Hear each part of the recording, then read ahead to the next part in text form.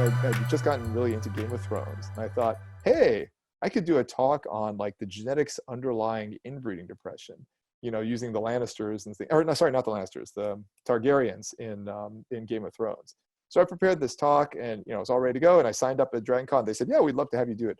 And it wasn't a fail in the sense the audience was hostile. I mean, the audience was fine with it, but it was interesting that I very much underestimated the audience there. I came in with this very basic, let's talk about recessive alleles, let's talk about mutations and things like that.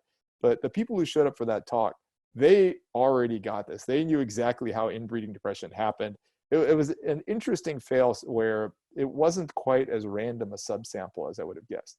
Now, I don't know from that particular example, I don't know why this particular group was quite such an outlier in terms of already having such a strong grasp of the science I was actually trying. Basically, they all came in, nearly everybody in the room already understood the science I was going to try to relate to them. So that was an interesting fail. So it's just one thing in the context of always, with all these sorts of things, as you all know already, know your audience as best as you can before you prepare something like that. So on the Star Trek front, though, it's been a lot more successful because a lot of them are familiar with the word evolution. They're familiar with a lot of genetics terms, but their understanding is, again, quite variable. So like in terms of evolution, people often think, people literally think sometimes the Pokemon version of evolution, where individuals evolve. Like, no, that's not evolution. Or in terms of genetics, they hear terms like mutation and they think in the context of like X-Men mutation. Like, no, that's not how these things work. So it's really useful to be able to introduce them what these things are and then try to relate it to things that are relevant to them. So try to relate it to diseases that they may have heard of, try to relate it to the diversity of life that they already know, as well as to this narrative. So it's a nice way of kind of merging what we try to do often very much in the classroom, but also weaving this narrative in to actually keep them more engaged, we hope, than they would otherwise be in this context. Now, one thing that has happened is I've actually learned a lot from the conventions and from interacting with people in the broader public that I've actually been able to bring back to the university classroom. So last year actually I taught a class using my book at Duke. This was a non-majors course. The coverage, by the way, of my book is exactly the same as the majors introductory course on genetics and evolution. It's exactly the same, except it's slightly lower level. Like I don't go quite into the same nitty gritty, but if in terms of the coverage, if you look at the topics, dead on the same in the same order, partly because that's where my brain is wired, of course, right? So I did this in the university for the non-majors class. Now think about it. Who is the typical Star Trek watcher? Like what age group is a typical Star Trek watcher? It's not 18 to 21-year-olds, right? The reason for that is pretty simple. Like there was no Star Trek on TV between 2005 and 2017, which is, the time that these people were growing up. So that was a very interesting experiment to see like who would sign up for this class and what would it be like. And interestingly, yeah, most of the people who signed up for the class had never seen any Star Trek at all, not one episode. A couple of them had seen some of the new reboot movies, things like that. So it was interesting seeing that they still were interested in taking this non-majors class. But again, so I asked them like, why are you here? If the title of the class, by the way, was Genetics, Evolution, Star Trek. They said the reason they took it was because they wanted a soft entry for some sort of biology. Right? They wanted to learn some biology, but they didn't want to just take Bio 202. They wanted to take something that was potentially a little bit more approachable. The response to it was extremely positive. What we did in the class is I would give them an intro to some like really basic pieces of what is going to be covered in a particular Star Trek episode. We would literally then watch like a piece of a Star Trek episode, like some scenes from it or something like that. And they were absolutely captivated by it. I mean, the response was very positive throughout the whole class. I mean, I'm not talking just about the teaching evaluations, but there were many times, for example, when I started the video a little bit late, such that like we'd end late. And I told them, if you want to leave before the end of this, I mean, since you're watching Star Trek, I can't make you stay here. They would all stay. They're like, no, I want to see this. I want to see what's happening. So they're very engaged, and it really worked really well. And it's something I would never have thought to have tried in the classroom, except that it worked so well in these sorts of convention, these sort of outreach things. So it was really nice seeing that sort of enthusiasm that one can elicit in a broader public scenario come back into the college classroom and help in that context. So this has been continuing since that time. Just last month, this was bad timing, but just last month I went on the Star Trek cruise. I was giving some science talks there. We barely escaped the whole coronavirus thing. But just as an example, so there's like 3,000 people on this ship. I was listed as one of the speakers on that. Oh, somebody said, how did I miss that? I was listed as one of the speakers on that, and there were only two scientists, myself and Dr. Aaron McDonald, who is an astrophysicist. And we gave, various science talks throughout the time. But at one point in time, I said, it'd be really nice to have a chance to actually talk to people more than just standing up on the stage and talking to these big rooms full of people. So I said, well, tell you what, now think about it. This is a cruise. What happens on cruises? Like at night? Parties all the time. They go really late. I said I was going to have science office hours in the buffet restaurant at 8:30 in the morning, right? I was thinking, yeah, maybe a couple of people will show up or something like that. I would show up 30 minutes early, I would show up at 8 thinking, well, I'll have a chance to eat my breakfast. There'd be a line of people standing there.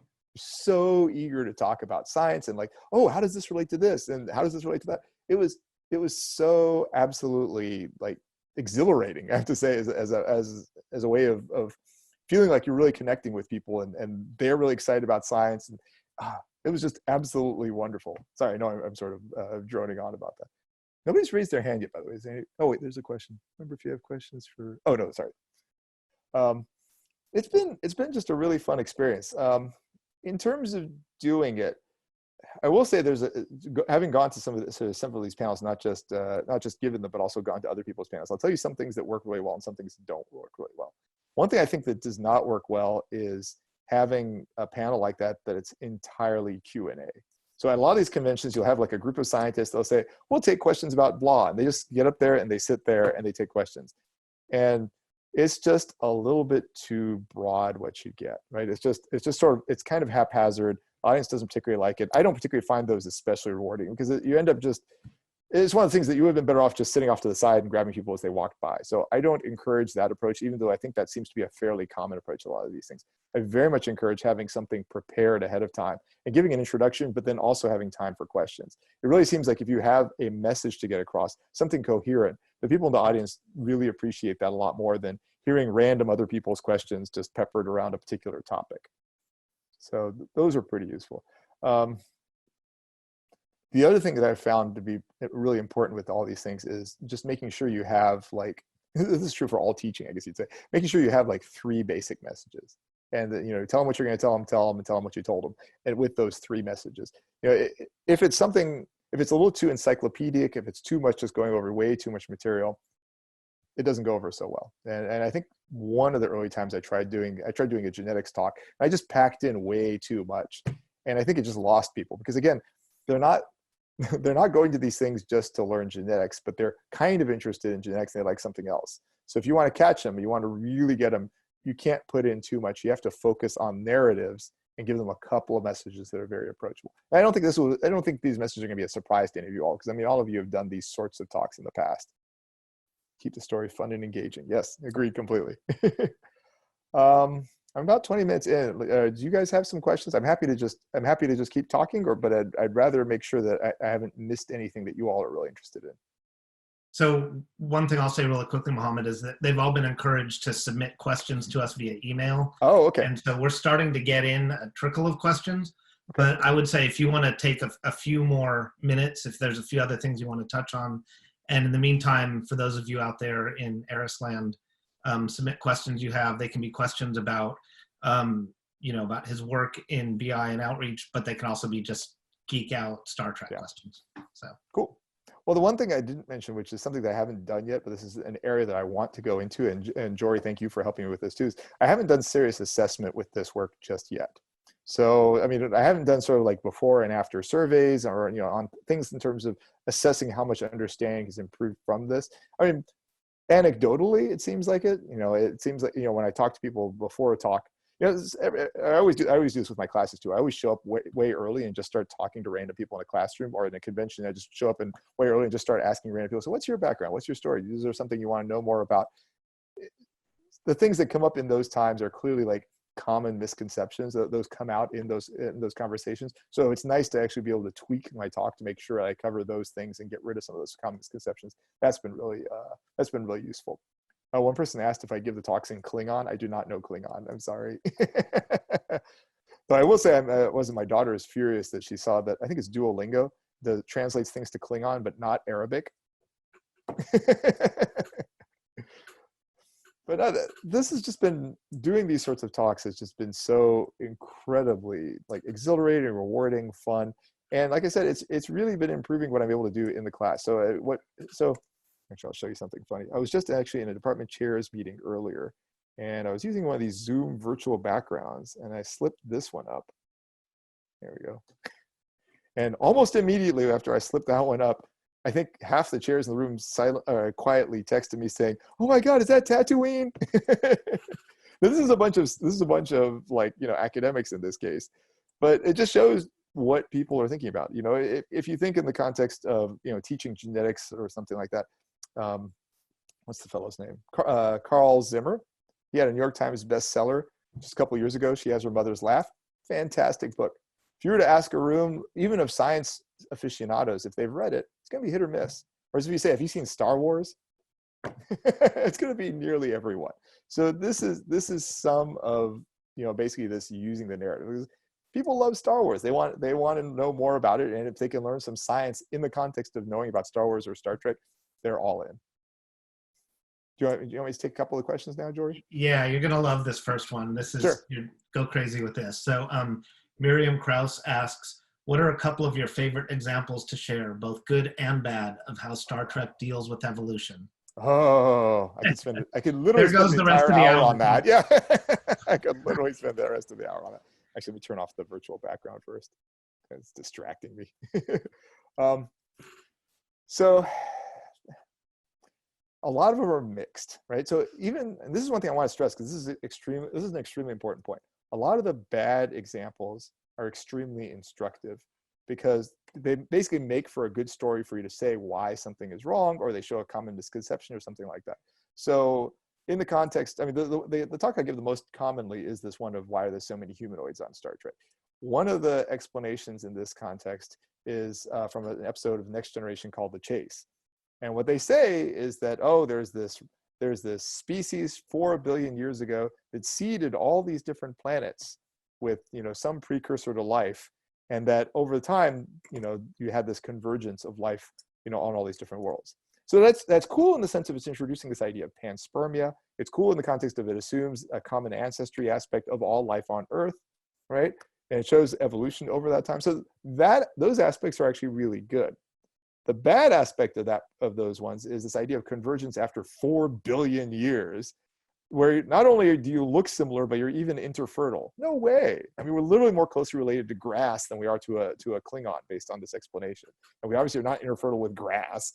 So like, it's interesting in that context that like they frame they frame some actual science in there, but it's not quite right. Like some aspects are right, but some aspects are very wrong. There was another episode in that context from the original series called The Paradise Syndrome. And what they said is their explanation for why there's so many humanoids is that essentially they were taken from Earth fairly recently and placed on these other places. So if you imagine, say, like, humanoids were taken from Earth a couple of 100,000 years ago or 100,000 years ago and put someplace else, yeah, they might get like a rumply forehead or get pointy ears or something like that through some, mutation or selection or drift or whatever. Yeah, there's no problem with that, except for the whole finding a place where they could all live, getting them there. But those are physics problems. Those aren't biology problems. So we can set those aside. But those are fun ones. Is that literary license, but helps to not let it happen. So yeah, absolutely. So it's nice having examples that go both ways. Now the places where things go really bad is when you introduce mutation. Oh my God. Every and this is not just Star Trek, this is every science fiction out there. When they talk about mutation, it's like, oh my gosh, so and so got this mutation, and all of a sudden they're like look completely different, like their entire body is different but still fully functional. It's not just they got weird tumor. It's that they suddenly become this other form. It's like a metamorphosis happens by a mutation. So that's been very challenging to push back on that. So in that context, there's an episode of Star Trek Voyager where it's so bad it's almost hard to describe. where this person goes at some really high speed, and when he gets back, he somehow changes into an amphibian, and so he takes another crew member and makes her do the same thing, and she changes to an amphibian. They have amphibian babies. Oh, it's so bad. That's one of those ones where it's like it's way beyond literary license. That one actually, the funny. Oh, were you see something, Jory? No, I'm just waiting for you to pause, but go ahead. Okay. There's a funny side story on that. I won't tell the story now because I don't want to take up too much time on it, but just Google fake Voyager paper. If you have a second, Google fake Voyager paper, and you'll see somebody, quote unquote, somebody took advantage of that bad episode and sent a paper to one of those predatory scientific journals that supposedly proved that episode to be true. Okay, I'm going to jump in with another question. This one comes from Kevin Nemi, and he asks, how has the evolution research community reacted to your endeavors with the Star Trek and teaching evolution through science fiction? Interestingly, the evolutionary biologists in particular, I've not heard anything negative at all. They've been extreme. I mean, from neutral, I don't really understand it, or I guess the worst I've gotten is maybe a slight head shake, like to extremely enthusiastic. So, I mean, Jory saw that at the evolution conference, the evolution research conference last year, I gave an outreach talk there. And, there were some people who were not from the conference, but it was probably like, in the audience when I gave this talk, there's probably maybe 10% of the audience was not from the conference, 90% were. And it, there must have been, 700-800 people in that room? It was a lot of people, and they came to see this talk. So, I mean, clearly they very much bought into it. So the evolution people are very much bought it.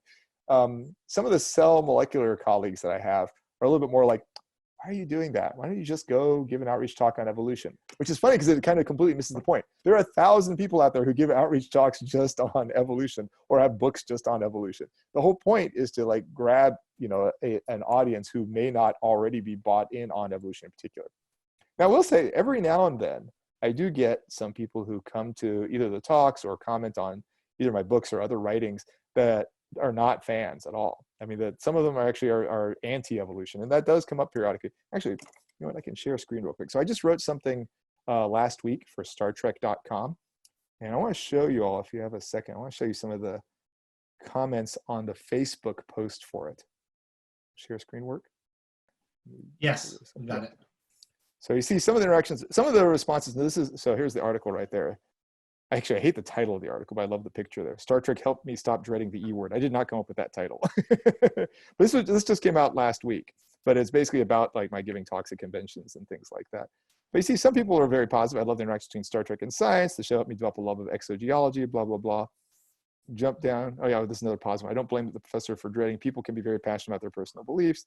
Then you get to some others. It's interesting how one of the basic tenets of Star Trek is tolerance. Yet so many here displayed. Oh, that's not about my article. Where is it? There's some very negative ones. Like this one is about this one's actually criticizing the person who actually posted this. Literally the worst social media manager. You want me to hate Star Trek? I don't have a problem with either theory. The odds of chemical compounds spontaneously arranging themselves into self-replicating strands, blah blah blah, is equally far-fetched as chemical compounds. Yeah, there are multiple. I won't go through all of them, but there are multiple people in here who are very, very critical of evolution or evolutionary theory. Some of them are very positive. Some are very. Actually, I don't see a great one right now that's very critical. Oh, here's one. I'm a huge fan of Star Trek because of my love for fantasy. I'm a bigger, huge fan of the Bible because of my love for the truth. I'll be an excellent student in this discussion because I've been bombarded with it for so much. Blah blah blah. So anyway, I'll stop the sharing now. But I just wanted to give you an example. Again, it's not universally positive. So the next question I'm going to ask was submitted by one of our participants, and I'm asking this because it applies to me. Sure. Ian, I'm not sure how to pronounce your last name. Ganinin? I'm sorry if I'm butchering that. Anyway, Ian's question is, if you use Star Wars and Star Trek references for instructional purposes, how do you ensure that people, such as Jory, who are not knowledgeable about these movies and TV shows can relate to the conversation? Great question. The key is that you can't assume that, I think basically the answer is in the question in some sense. You can't assume that people have actually already seen the show. So for example, the talk I give about how humanoids are depicted in Star Trek, I actually will show clips of the relevant episodes. So for the people who already know Star Trek, they're like, oh yeah, I remember that scene. Whereas somebody like Jory who hasn't seen it is like, oh, okay, let's see what they say. So it's basically you have to lay out what's from the Star Trek aspect. You have to lay out those pieces because you can't count on people having actually watched the episode. Now, generally speaking, if you're at like a comic convention as opposed to at a professional conference or a general outreach event, a lot of them will have seen it. But even then, even if they've seen some Star Trek, they may not have seen the particular episodes you're referring to, or may not remember the exact thing you're looking at. So it's still, no matter where you're presenting, it's still important to actually lay out the groundwork. Great, thanks. Okay. Brian Rebar has a question. Can you speak to the trade-off between the misconceptions perpetuated or seeded by science fiction versus the draw to science as a result of science fiction? Does the draw to science outweigh the misconceptions? Well, I mean, the point of science fiction is not to teach science. So, I mean, I don't think that, I wouldn't say that the balance tips in favor of science fiction as science education per se. It definitely doesn't do that. The point that I'm trying to do is like science fiction already exists. It's already there. So if you take that as a given, then the efforts I put in are trying to twist some of those misconceptions into a positive. So a priori, it definitely tips negative because obviously like you can't take it at face value, but I still find it useful. And honestly, even sometimes bad examples are sometimes better teaching tools than good examples. Because what you can do is you can force audience members, you can force students, whatever, to actually sit there and critically analyze and say, what is wrong with this? Look this up. What is the issue here and what could, and this is one of the biggest things to ask people, is what could make something good? So let me give you an example. I did a class. This is one of those spring break classes. This is a 1-week class at Duke a couple of times with my colleague, Professor Eric Spana. He's also in the biology department there.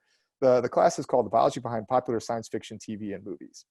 And what we do is we challenge the students in the class for their final project to like identify their favorite fandom, pick up something that's fantastical or clearly fictional from it, and try to science out how, maybe not get all the way to like make it possible, but at least get it closer to being possible.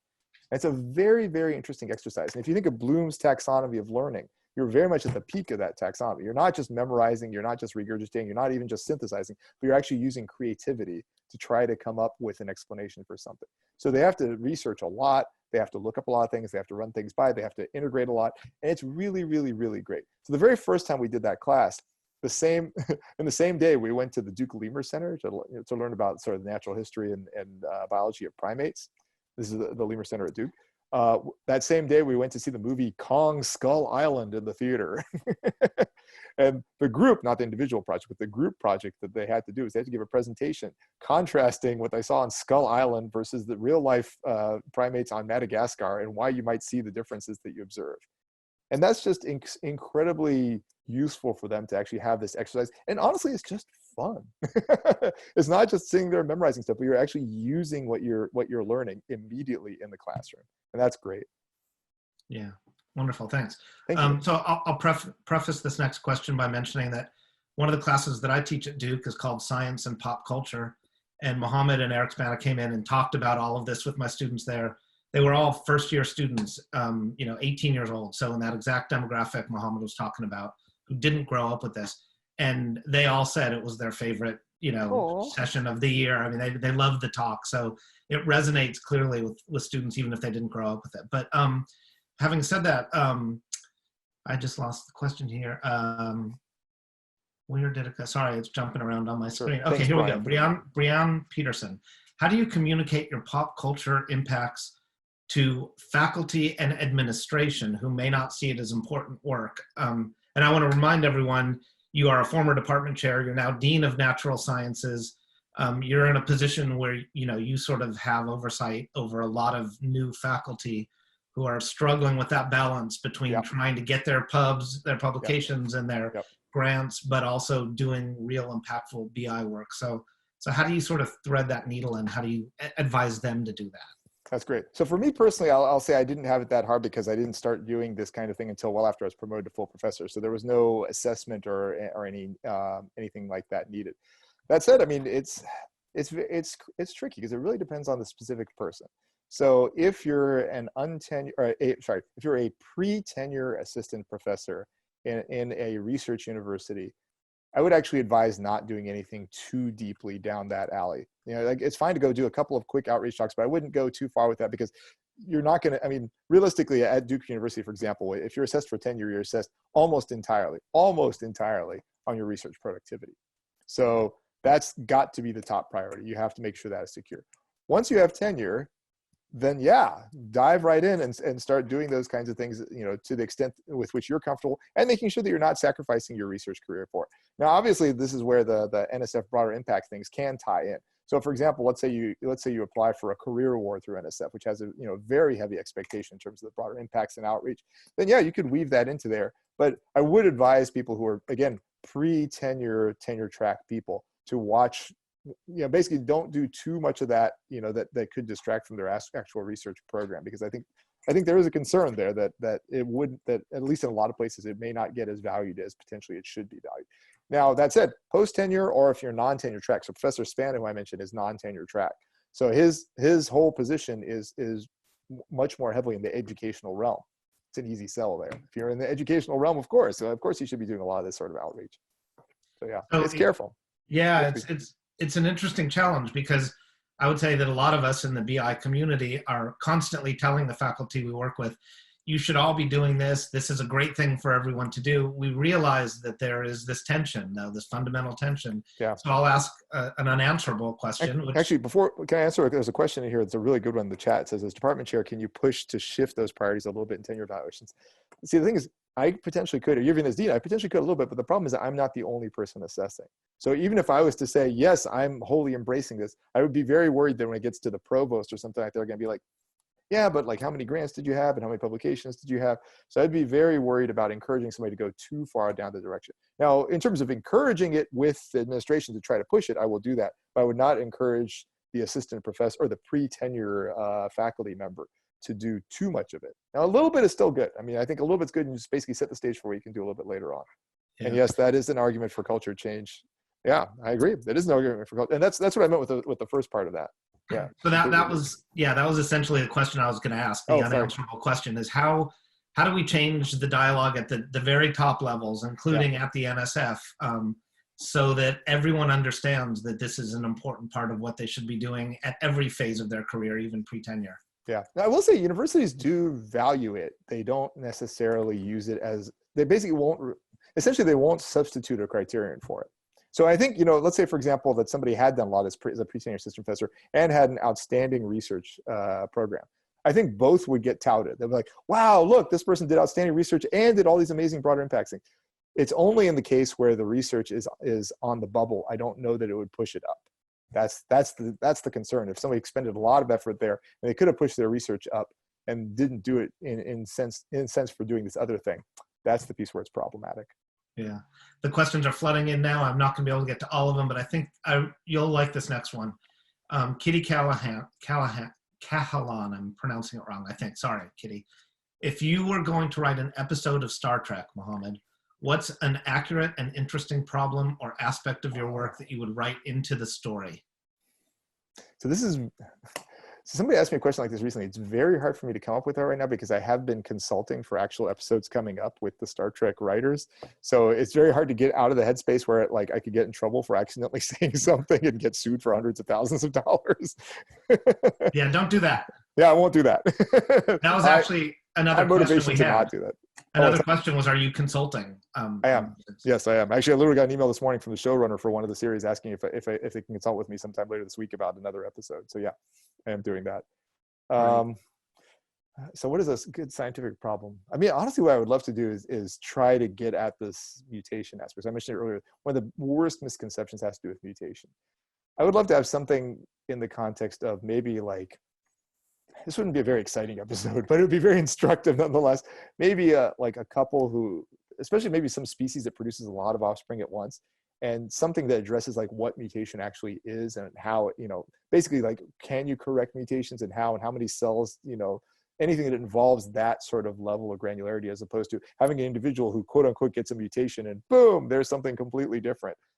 I would love to get something that really introduces what mutations are in a good way. I would love to be able to do that. I don't know that would be the most exciting episode though. I don't know if I'm that creative. Well, that's why you're a biologist and not a Hollywood writer. Not a writer, yep.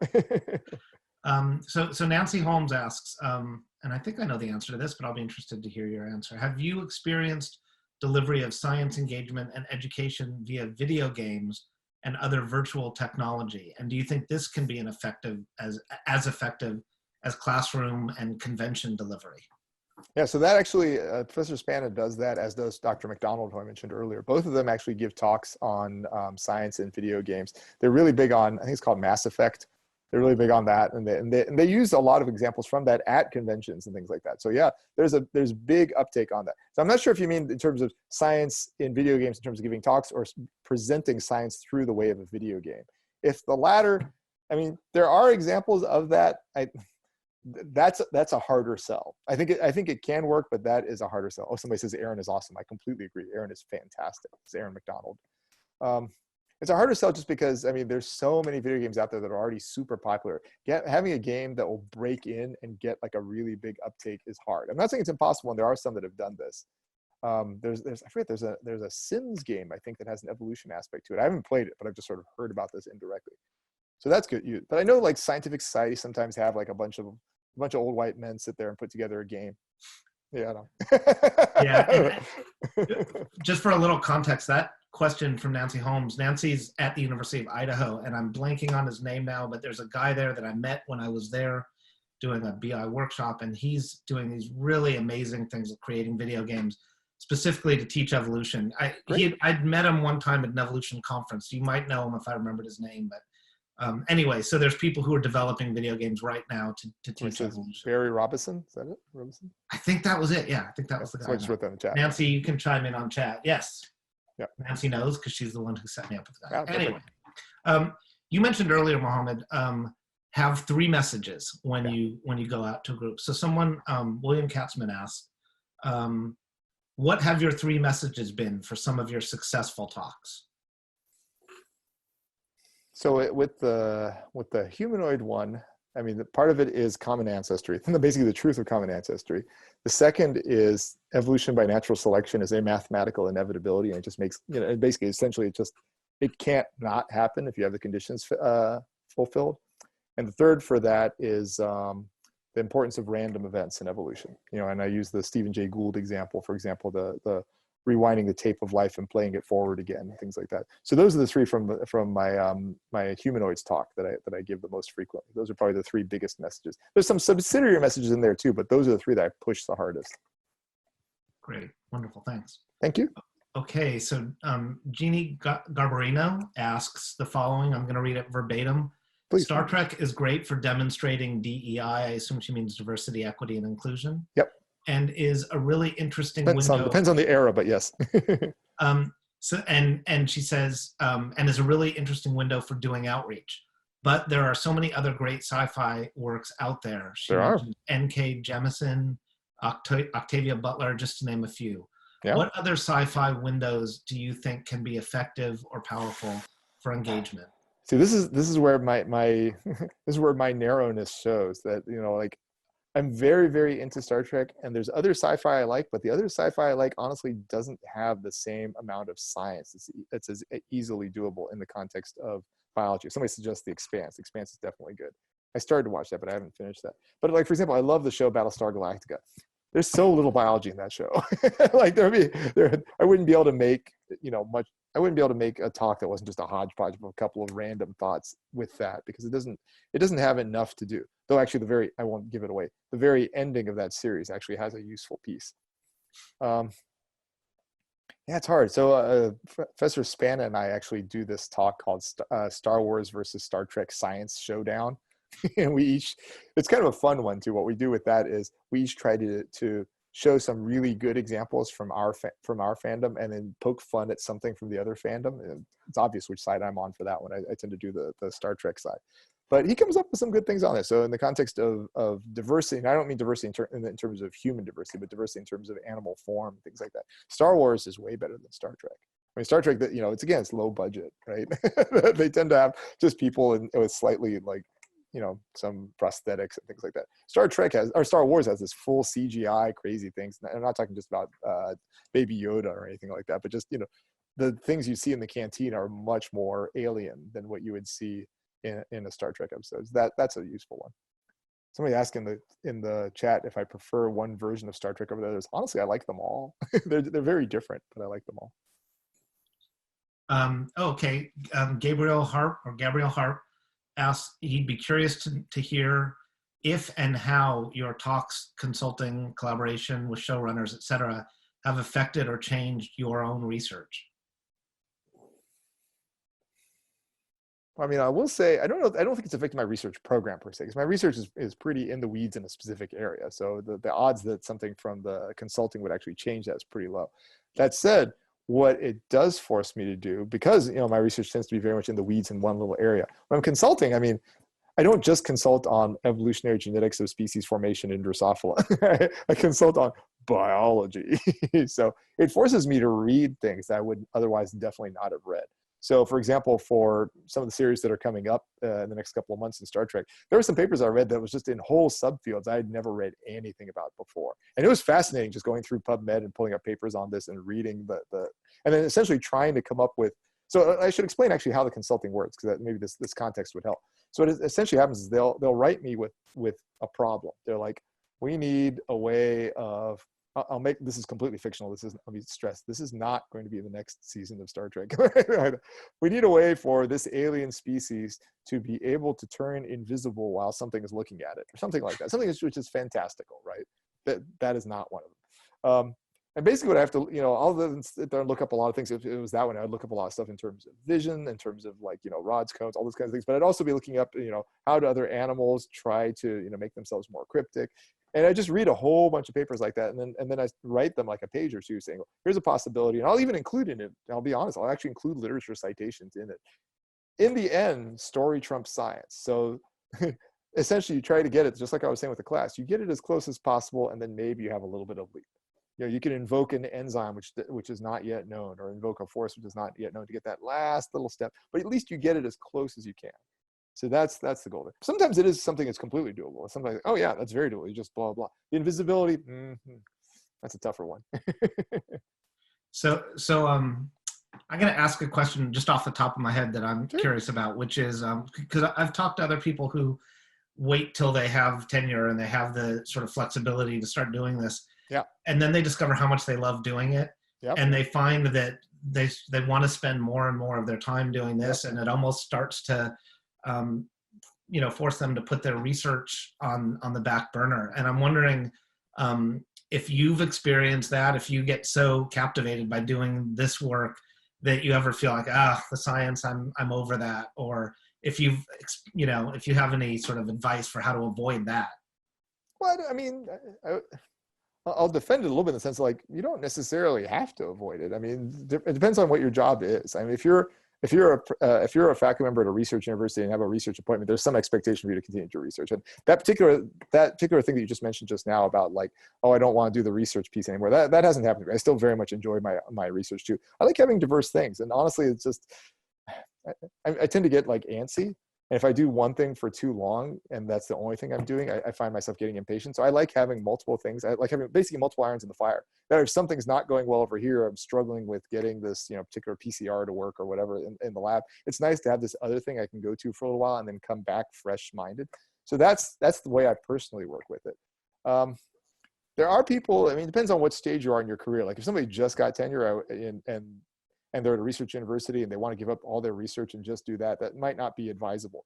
On the other hand, let's say somebody's like, 5 years out from retirement, it's not necessarily a bad thing. I mean, if you're completely burned out in your research and you have tenure, I don't think that's necessarily a problem if that's what you want to expend all your time on doing. I mean, but for the sake of your grad students, you're not there yet.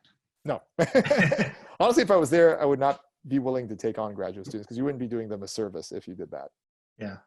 Right. Okay, great. Next question, Mary Fechner. Have you ever taught or have you ever co-taught a science fiction class with a colleague from English, comparative literature, or related humanities discipline? If so, were you able to discuss and demonstrate diverse ways to analyze the material, for example, using analytical methods from both fields? Not yet. So I've talked with one faculty member at Duke who's in cultural anthropology, who's also a huge Star Trek fan. And we've had like good lunch chats and things like that. We've bounced the idea about doing a class together. We have not actually done it yet together, but my hope is to actually get to that because I think it would be really fun to do that and have this sort of different perspectives on basically approaching all the things. So I mean, it doesn't have to be literature per se. It could be, for example, the Star Trek is huge in terms of politics, in terms of sociology, in terms of all these other sorts of things. It'd be really interesting to have this sort of interdisciplinary look at Star Trek, or using Star Trek. And again, I should stress when we say with all these things, I'm not teaching the science of Star Trek, right? I'm teaching science, and Star Trek is the modality for it. And if I was to do something, say with a sociologist or cultural anthropologist, we'd be teaching science and cultural, or like my biology and cultural anthropology, using Star Trek as just a narrative with which to do it.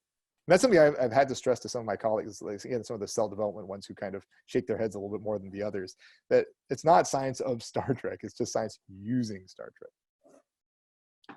Great. Well, we are running short on time, and I don't want to keep you longer than 4 o'clock. We appreciate you giving us an hour of your time. We know how busy you are.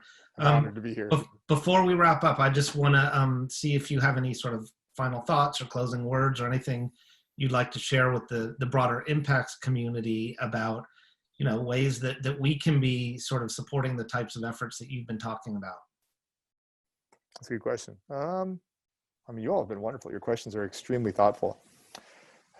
It's really important. And I'll come back to the point that we were talking about earlier in the context of how much is this valued in the context of promotion and tenure or by the administration more generally. Look at the society we live in. There's so much demonization or politicization or things like that of science right now. It's extraordinarily important that we push understanding out there and that we stress not just to the broader public, how science works and what scientific facts are, but also to stress internally within the academy that this importance too. It's going to be, I think things are better now than they were, say, when I started as a faculty member. So I started as a faculty member in 1998. I think what I'm doing right now would not have been as well accepted then as it is now. So I feel like we're making forward progress. That I know people who have had tenure dossiers where their outreach efforts were were highlighted, and that's huge. I don't think that would have been happening in 1998 nearly as well. So keep pushing, keep doing what you're doing. Thank you for helping the broader public understand science, especially in this era, and thank you for sharing the science with the people in the academy as well. I appreciate the opportunity to talk to you all. Well, thank you, Mohamed, so much for your time and for being a really strong and vocal supporter and ally of our efforts to really promote broader impacts at all levels throughout academia. So I think it makes our job so much easier knowing that we have support from people like you who are really walking the walk in addition to talking the talk. Thank you. I appreciate it. Yeah, so thanks very much. And Andy, I think we're about ready to wrap up, so I'll hand it back to you for final words on the day. Fantastic, thank you very much. Special shout out to Wendy for the mentioning of the tribbles, a true believer.